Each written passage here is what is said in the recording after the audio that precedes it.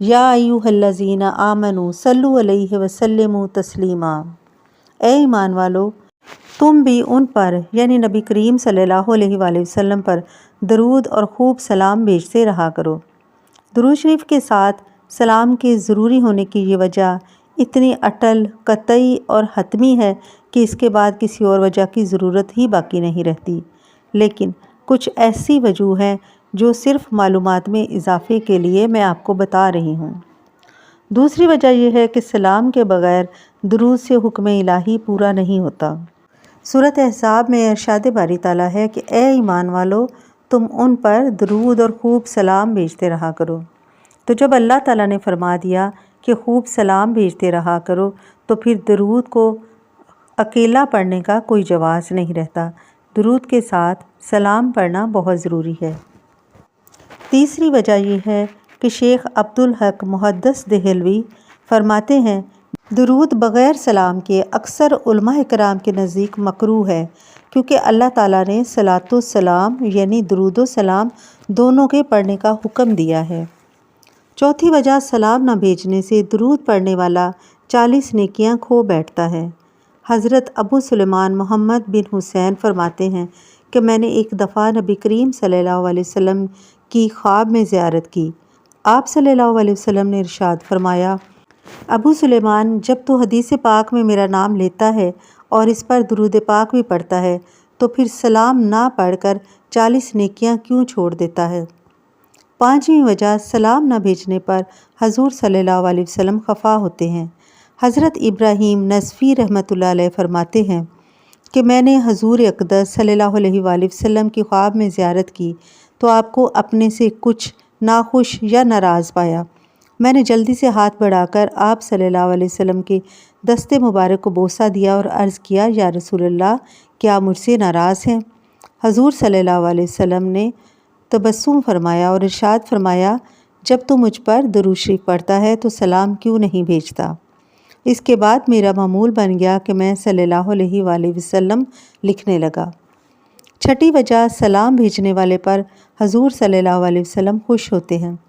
درود کے ساتھ سلام اس لیے بھی ضروری ہے کہ جب حضور صلی اللہ علیہ وآلہ وسلم کو اپنے امتی کا سلام پہنچتا ہے تو آپ صلی اللہ علیہ وآلہ وسلم نہایت خوشی کا اظہار فرماتے ہیں۔ نبی صلی اللہ علیہ وآلہ وسلم کا ارشاد مبارک ہے، جب اللہ تعالیٰ کا مقرر کرتا فرشتہ تمہارا سلام میرے پاس پہنچاتا ہے اور کہتا ہے ان فلاں نے آپ پر ایک بار سلام بھیجا ہے تو مجھے نہایت خوشی ہوتی ہے اور میں فرشتے کو کہتا ہوں کہ میری طرف سے اسے 10 بار سلام پہنچاؤ۔ عزیز بہنوں اور بھائیوں، ایک بار سلام پر اس قدر خوشی، اور جب آپ صلی اللہ علیہ وسلم سینکڑوں اور ہزاروں کی تعداد میں سلام پاتے ہوں گے تو ان کی مسرت و شادمانی کا کیا عالم ہوتا ہوگا۔ ساتویں وجہ یہ ہے سلام بھیجنے والا اللہ سے 10 سلام پاتا ہے۔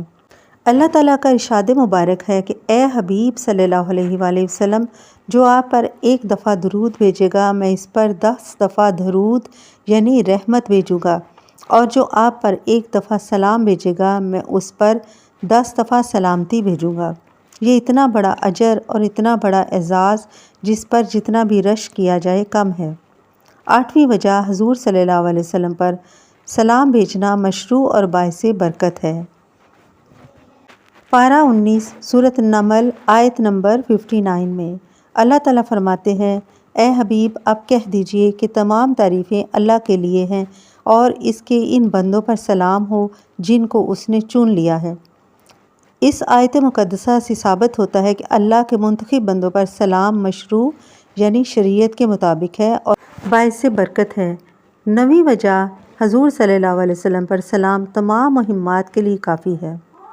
یہ ہماری تمام مشکلات کے لیے کافی و شافی ہے۔ اس بارے میں حدیث پاک ہے، جو بندہ بھی میری قبر کے پاس مجھے سلام کرتا ہے اس کا سلام مجھے وہ فرشتہ پہنچاتا ہے اور جو اس کے لیے مقرر کیا گیا ہے۔ اس کا سلام دنیا و آخرت کی تمام مہمات کے لیے کافی ہے اور میں قیامت کے دن اس پر گواہی دوں گا۔ 10ویں وجہ سلام تو درخت، پہاڑ اور حیوانات بھی کہتے ہیں تو ہم تو اشرف المخلوقات ہیں۔ حیوانات بھی درود پڑھتے ہیں، شجر و حجر بھی سلام کہتے ہیں۔ حضور صلی اللہ علیہ وسلم کا ارشاد مبارک ہے، جس رات میں مبعوث ہوا، اس وقت سے جس پتھر یا درخت کے پاس سے گزرتا ہوں وہ سب مجھے السلام علیکہ یا رسول اللہ کہتے ہیں۔ اس وجہ سے انسان پر تو اور بھی زیادہ لازم ہو جاتا ہے کہ وہ اپنے محسن اعظم صلی اللہ علیہ وآلہ وسلم پر درود کے ساتھ سلام بھی بھیجے۔